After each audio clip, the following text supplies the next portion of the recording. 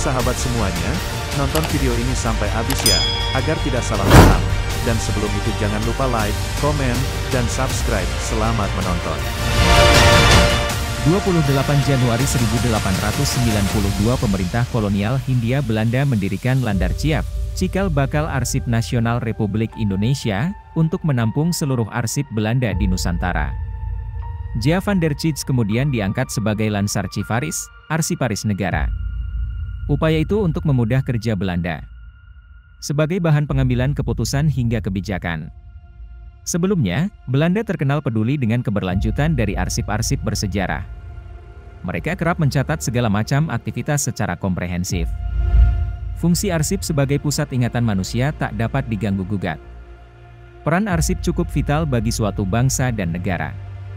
Gubernur Jenderal Hindia Belanda, Herman Willem Daendels menyadari hal itu. Baginya, arsip memiliki peran signifikan dalam suatu pemerintahan. Utamanya, dalam suatu pengambilan keputusan dan kebijakan. Daendels pun memilih melindungi arsip-arsip milik pemerintah Hindia Belanda. Langkah itu ia lakukan dengan cara memindahkan arsip dengan hati-hati saat pusat kekuasaan dari Oud Batavia, Batavia Lama, berpindah ke kawasan Weltevreden, kini, kawasan sekitar Lapangan Banteng. Kepedulian terhadap arsip lalu dilanjutkan ketika Thomas Stamford Raffles menjadi orang nomor satu di Hindia Belanda. Arsip-arsip itu dipandangnya memiliki nilai guna yang tinggi. Alih-alih hanya untuk merumuskan kebijakan, Raffles menggunakan arsip itu untuk membuat suatu mahakarya besar.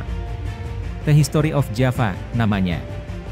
Buku itu menegaskan tiada orang lain di dunia ini yang mengenal Jawa luar dalam selain dirinya.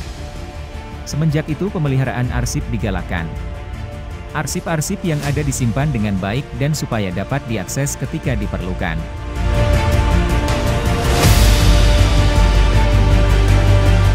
Selama masa pemerintahan Selang orang Inggris, 1811-1816, dan sesudahnya, Pastor P. Wedding, pustakawan, secara resmi berpindah sebagai pengelola arsip. Tetapi pada kenyataan sejak tahun 1814 sampai dengan 1826 tugas itu dilakukan oleh seorang juru tulis kearsipan bernama Dea Tempel.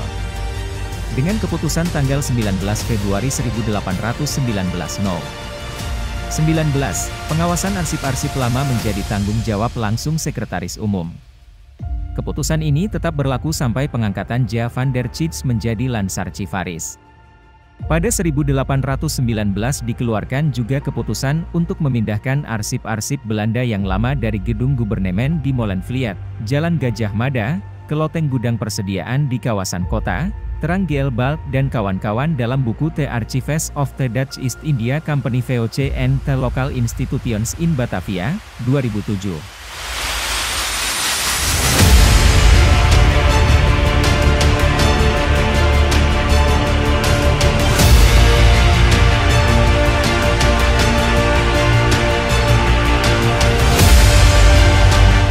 Kepedulian terkait arsip semakin diseriusi ketika masa Gubernur Jenderal Hindia Belanda Cornelis Pijnacker-Hordijk, 1888-1893, berkuasa. Ia tak ingin setengah-setengah menjaga arsip. Sebab, dokumen itu takkan tergantikan. Ia mendirikan sebuah lembaga yang khusus merawat arsip-arsip milik pemerintah Hindia Belanda pada 28 Januari 1892. Landarchief, namanya. Belanda juga mengangkat Gia van der Cits sebagai Lansarchivaris.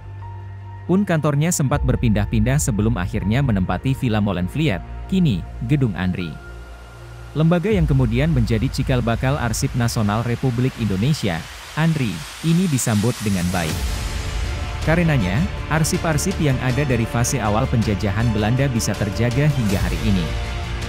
Arsip Nasional sudah berusia lebih 100 tahun. Pertama, didirikan pemerintah Hindia Belanda 28 Januari 1892 dengan nama Landarchief. Hingga tahun 1942 lembaga ini dipimpin oleh 4 orang Belanda, yang terkenal adalah Dr. F. Dhaan, 1905 hingga 1922, yang karyanya sering dijadikan referensi. Pada pendudukan Jepang, instansi ini berganti nama menjadi Kobunstokan. Meski saat itu tidak ada penambahan arsip, namun kantor ini menjadi penting bagi orang-orang Indo-Belanda yang ingin mengetahui asal-usul keturunannya. Mereka bisa bebas dari tawanan Jepang, jika dapat menunjukkan bukti keturunan orang Indonesia meski bukan hasil pernikahan, ungkap sejarawan Asfi Warman Adam dalam buku Membongkar Manipulasi Sejarah, 2009. Sekian video kali ini, jangan lupa like, komen, subscribe, nonton juga video kami lainnya di channel ini ya.